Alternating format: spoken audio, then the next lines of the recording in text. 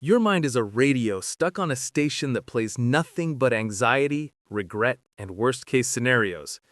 And you can't find the off switch. You've tried positive thinking. The noise just gets louder. You've tried distraction. It follows you everywhere. You've tried controlling your thoughts, but they control you. The man in this story lived with that noise for 43 years. It got so loud he couldn't hear his own life anymore. Couldn't be present with his kids, couldn't enjoy a meal, couldn't sleep without pills.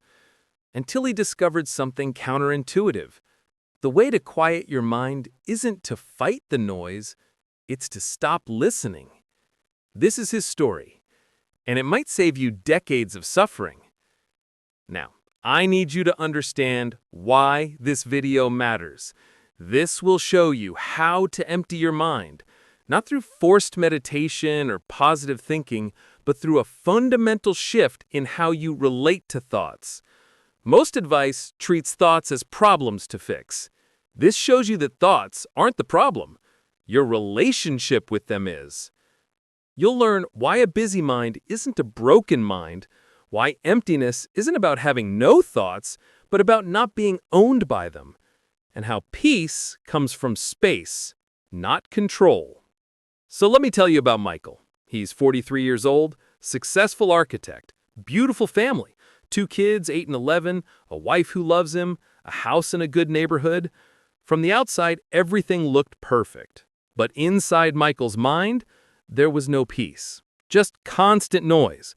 From the moment he woke up to the moment he finally fell asleep with the help of sleeping pills, his mind never stopped. Planning, worrying, analyzing, replaying conversations, rehearsing future scenarios, problem-solving problems that didn't exist yet. It was exhausting. He couldn't be present with his kids because his mind was always 3 steps ahead, thinking about work deadlines, bills, potential disasters. They'd be playing together, and he'd be there physically, but mentally he was somewhere else, running through tomorrow's presentation, worrying about a client who seemed unhappy, calculating whether they had enough saved for college. He couldn't enjoy meals because his mind was planning the next thing. Couldn't watch a movie without his thoughts drifting to everything he should be doing instead. Couldn't have conversations without mentally editing what he'd say next. His wife would talk to him and he'd nod, say, uh-huh, but he wasn't there. He was in his head, trapped in an endless loop of thought. At night, the noise got worse. He'd lie awake replaying his day, analyzing what he said, what he should have said, what people might have thought. Every small interaction became a case study in potential failure. Did I sound stupid in that meeting? Why did she look at me that way? What if they think I'm incompetent? Every upcoming event became a source of anxiety. The presentation next week, the family gathering next month, the project deadline in 3 months. His mind was like a courtroom, where he was both the defendant and the prosecutor, constantly on trial for crimes he hadn't committed. He tried everything to quiet it. Therapy, went for 6 months, learned cognitive behavioral techniques, how to challenge negative thoughts, how to reframe. But the thoughts kept coming, faster than he could challenge them. Meditation apps, downloaded 3 of them, sat for 20 minutes every morning fighting his thoughts, getting frustrated when they wouldn't stop, giving up because it clearly wasn't working. Self-help books, read dozens, learned about mindfulness, presence, living in the now, but he couldn't apply it. His mind was too loud. Medication, tried anti-anxiety pills, took the edge off, made him numb, but didn't create peace. Just made him feel less, which wasn't the same as feeling good. Nothing worked, and he didn't understand why. He was doing everything right, following all the advice, but the noise wouldn't stop because he was approaching it wrong. He was trying to control his mind, to force it into submission, to think better thoughts, to replace negative with positive, to meditate the noise away. But you can't think your way out of overthinking. You can't control your way to peace. That's like trying to calm ocean waves by yelling at them. The breaking point came during his daughter's 8th birthday party. Michael was standing in his backyard. It was a beautiful day, sunny, warm. Kids running around playing games, parents chatting, laughing. His daughter, Emma, was in the bounce house with her friends, laughing so hard she could barely breathe, and Michael was standing there watching. And he felt nothing. Not because he didn't love her. He loved her more than anything. But because his mind was so loud, he couldn't access any feeling except anxiety. He was physically present, but mentally absent. Again, like he'd been for years.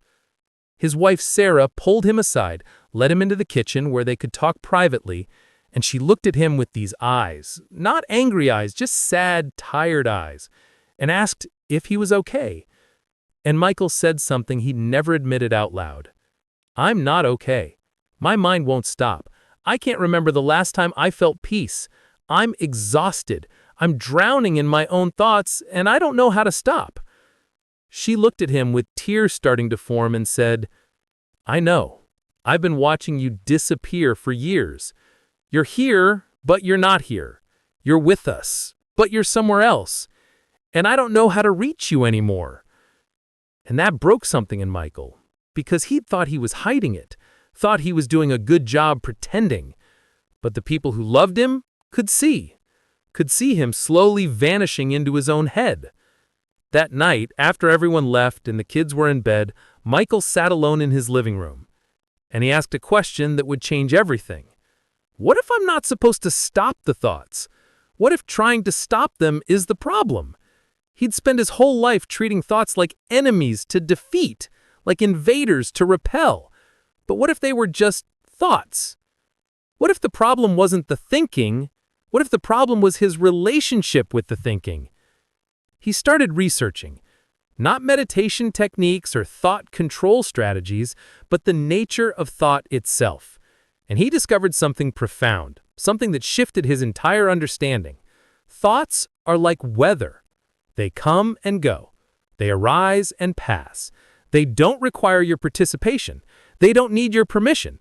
They just happen. The problem is when you believe every thought is important, when you treat every worry as a real threat, when you identify so completely with your thinking that you forget you're not your thoughts. You're the awareness that notices them. Michael began an experiment. Instead of fighting his thoughts, he started observing them, like clouds passing through the sky. A worry would arise. What if I fail at this project? And instead of engaging with it, analyzing it, trying to solve it, building a case for or against it, he'd just notice it. There's a worry about the project. That's it. Not, I'm worried about the project, but there's a worry. The distinction seemed small, tiny, almost meaningless, but it was everything. Because when he stopped identifying with his thoughts, they lost their power. A thought is just a thought. It's electrical activity in your brain. It's neurons firing. It only becomes suffering when you believe it, when you wrestle with it, when you let it define your reality. Michael was learning to let thoughts pass through like weather, instead of building a house inside every storm, instead of moving into every worry and setting up residence there. At first, it was hard. His mind had spent 43 years believing every thought was important. Every worry needed to be solved. Every regret needed to be analyzed. But slowly, with practice, he started to see the difference between a thought and truth, between mental weather and actual reality. A thought would say, "You're going to fail." He'd notice it. There's a fear thought. And then he'd look at reality, the actual project, the actual work, and realize the thought was just noise, just his mind doing what minds do, creating scenarios, most of which never happen. 6 months later, Michael's mind was still busy, thoughts still came. That's what minds do. They think. That's their job.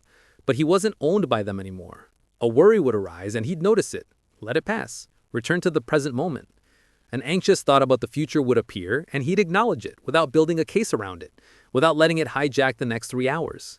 His mind hadn't changed. His relationship with his mind had changed. He started being present with his kids, really present, playing with them without mentally planning the next thing. His daughter would tell him about her day, and he'd actually hear her, not nodding while thinking about work, actually listening, asking questions, being there. His marriage deepened because he was finally there, not just physically, but mentally, emotionally. Sarah said it felt like he'd come back from wherever he'd been, like she had her husband back. The emptiness he'd been searching for wasn't the absence of thoughts, it was the presence of space. Space between thoughts. Space to breathe. Space to exist without being hijacked by every mental event. He'd spent 43 years trying to control the weather in his mind, trying to force the sky to stop producing clouds.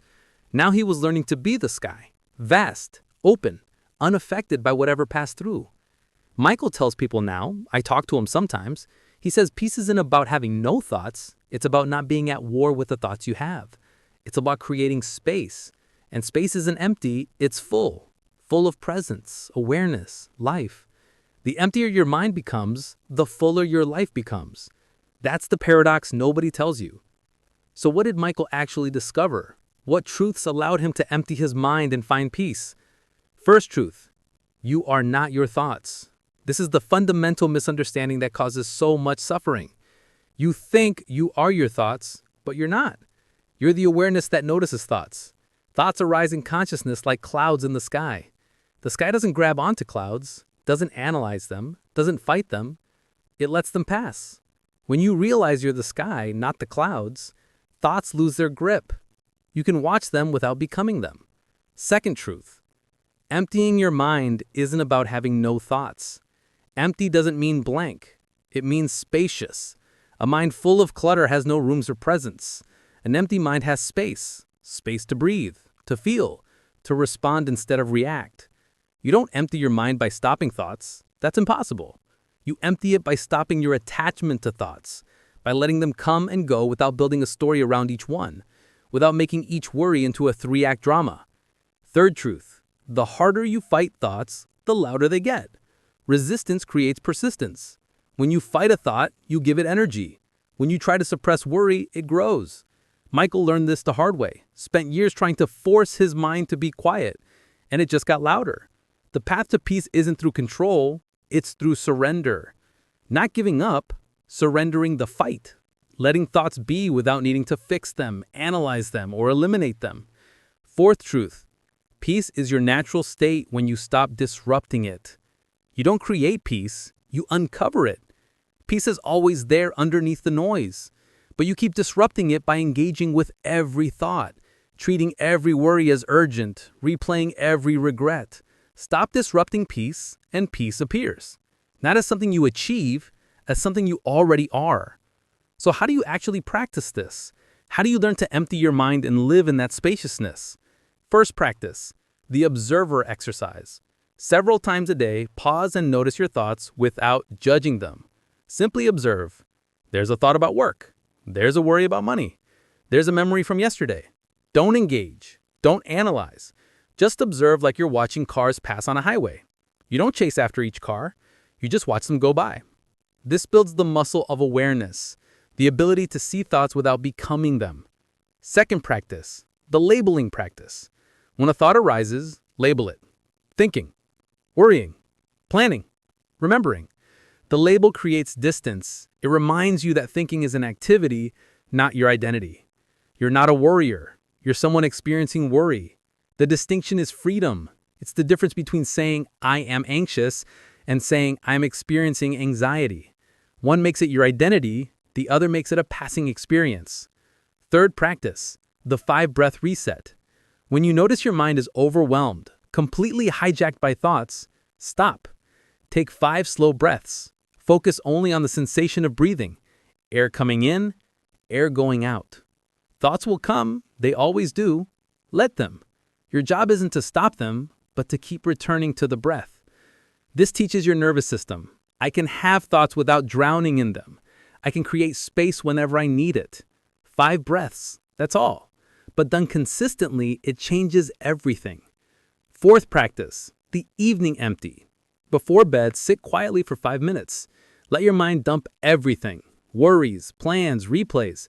Don't solve anything. Don't organize anything. Just let it all come up and pass through, like emptying a junk drawer. You're not sorting it. You're not fixing it. You're just creating space. Then sleep in that spaciousness. Michael does this every night. Says it's the difference between sleeping and actually resting. Michael spent 43 years at war with his own mind, trying to control it, fix it, make it behave. And the harder he fought, the louder it got. The more he tried to force peace, the more chaotic things became. Until he discovered that peace doesn't come from controlling thoughts, it comes from changing your relationship with them. From realizing you're not the thinker. You're the awareness, the space, the sky that holds everything but is touched by nothing. You don't need to fix your busy mind. You need to stop believing every thought is important, urgent, true. Most thoughts are just noise, mental weather. They come and go. And when you let them, when you stop grabbing onto each one, when you stop making a federal case out of every worry, something miraculous happens.